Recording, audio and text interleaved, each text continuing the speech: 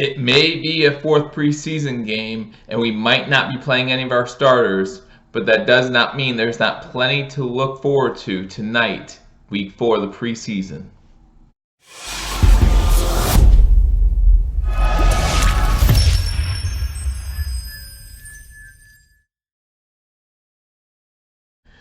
Welcome to Billievers Talk. My name is Joe, and welcome to a pre-game edition of Billievers Talk, where we talk about the game coming up this week, the fourth and final preseason game for our Buffalo Bills, as the Buffalo Bills go up against the Minnesota Vikings at New Era Field. So they're home for this last preseason game. Now, we know we are not going to see Josh Allen jumping over Anthony Barr in this game. Obviously, neither team going to start many, if any, of their starters in this one, but that doesn't mean there's not plenty to look forward to. We'll talk about that in a second. Before we do, I'll remind everyone, if you haven't already, hit that subscribe button, guys. The 2019 season is here, starts next Sunday. We get down to the regular season game, so we're looking forward to that. Hit that subscribe button. Once you hit that subscribe button, hit that notification bell to let you know when we post new videos, constantly posting new content with the roster moves coming up. You don't want to miss it as we go from 91 down to 53. It's going to be a lot of fun. It's going to be fast-paced, and we'll have you covered right here on Billievers Talk. But in this episode, we want to talk about the game tonight between the Minnesota Vikings and the Buffalo Bills.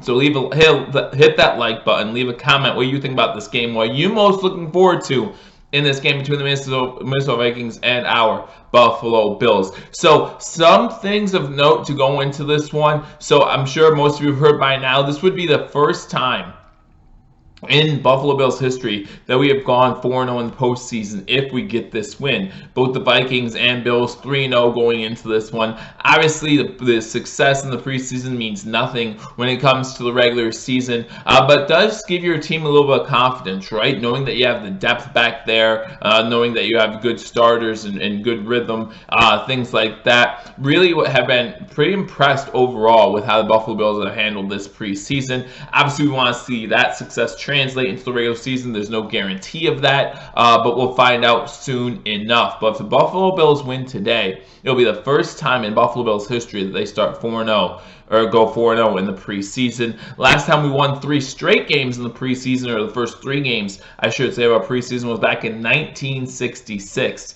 So a little while back, the Bills went 9-6-1 that year, losing in the AFL Championship game to the Kansas City Chiefs. Kansas City Chiefs went on then to play in Super Bowl I, where they lost to the Green Bay Packers. So we came this close to playing in the first ever Super Bowl, losing to the Kansas City Chiefs in the AFL Championship game.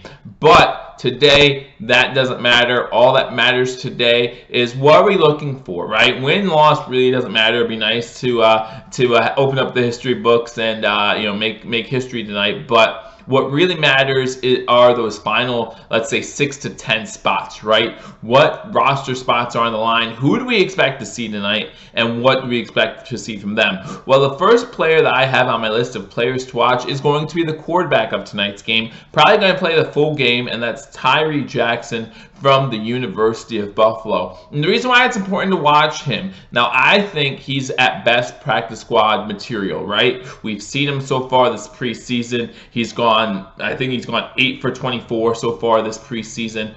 So hasn't really impressed too many people with his accuracy, even though it should be 9 for 24. I think that one catch by Robert Foster was a catch that they ruled incomplete. But neither here nor there. How does Tyree Jackson perform, right? Does he continue to improve? Is it worth keeping him on the practice squad? Or is he looking lost out there and look like he doesn't know what's going on? Because remember, guys, vanilla defenses, right? Especially in today's game. You're not going to see anything special today. You're going to see a vanilla offense versus a vanilla defense. There's no way teams are going to give up strategy. Teams are going to give up formations, like odd plays, in this game. So I don't expect to see anything crazy. I expect to see vanilla formations on both sides of the ball. So that means Tyree Jackson should get a good look at everything on the field and easily be able to dissect what is going on. So how does he do?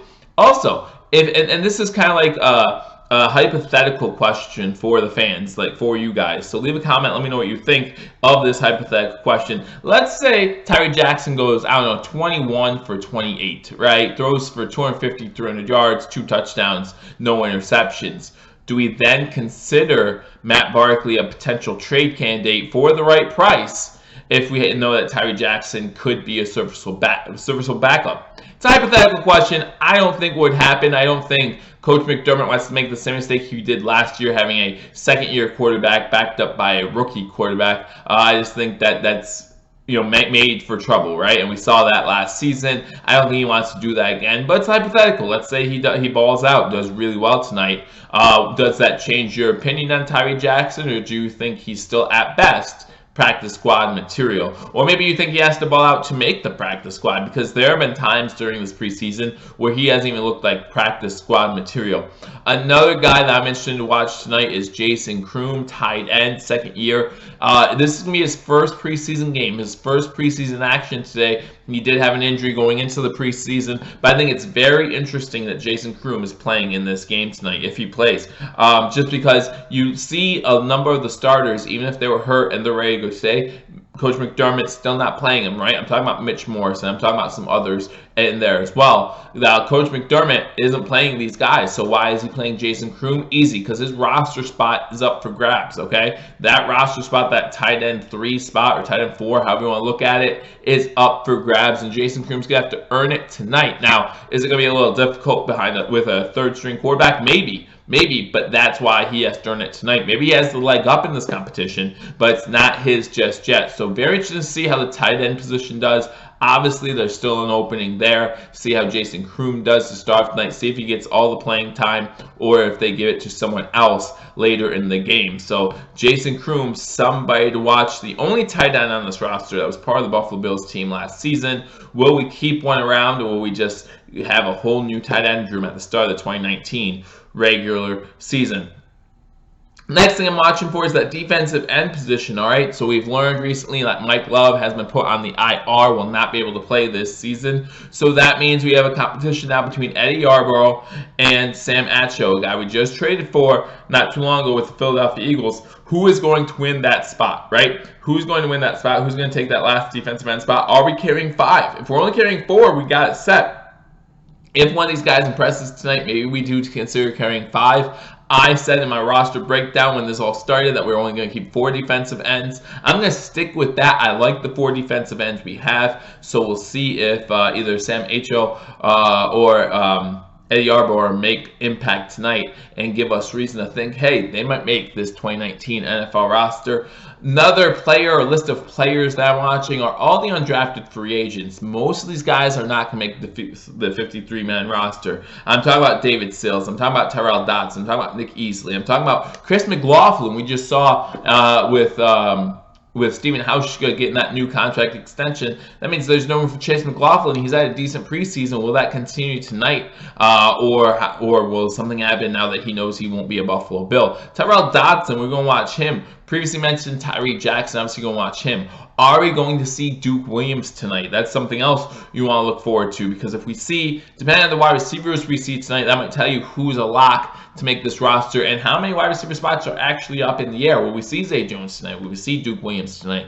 Will we see Andre Roberts tonight? Who will we see tonight, and who is going to stay on the bench? We'll see what happens. There are 2 more people I'm really interested in. The first one, Corey Bajorges, right? We only have 1 punter on this team now. That's Corey Bajorges. Just dropped Corey Carter this week. How does he do now that he knows, hey, I'm the guy in Buffalo, right? Buffalo at the moment looks like are trusting him to be the punt guy. Now maybe they have their eyes on someone who might become available when free agency or when players get dropped on Saturday. But right now, Corey Bajorges is their guy. Maybe this is his chance to prove that he deserves that roster spot and take it from anyone who potentially could come in and take that punting position. And then the last guy I'm looking forward to watch tonight is Christian Wade. Guys, I really like Christian Wade. I think he's fun to watch. I just don't think he has what it takes to make the squad, just because he's just so raw. That talent's so raw. He's a talented young man,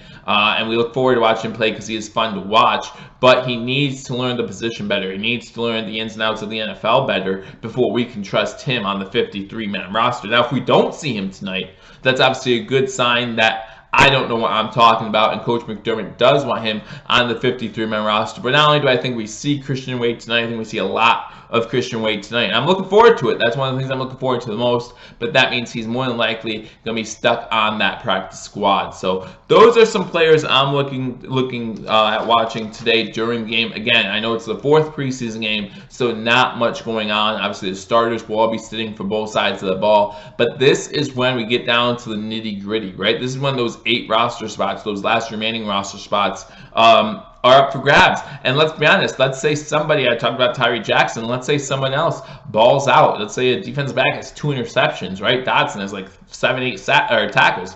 Then do we consider them on this 53-man roster? It's up for grabs right now, guys, and these are guys who are fighting for their jobs, fighting for their livelihood. Again, we know that going into training camp, normally somewhere between 40 and 45 positions are locked, but right now we're talking about the ones that are not. And that's when it gets fun. So I hope you guys enjoy the 4th game. Again, it's just something in the way to get us ready for week 1, which is next Sunday. And guys, you want to hit that subscribe button because 2019 is going to be a great year. Whether you talk about my partnership with #sports over on sportscaster.com, or you talk about my partnership with Beware the Stampede, we're going to have a great time this season. So I want you guys to join me. So hit that subscribe button. After you hit that subscribe button, hit that notification bell. Like this video, share this video, and leave a comment. Let me know what you think about the game tonight between the Buffalo Bills and the Minnesota Vikings in New Era Field. So I hope you guys enjoy it if you are going. I won't be there, but I'll be listening in for everything, probably following on Twitter as well as most of you might be, to see who impresses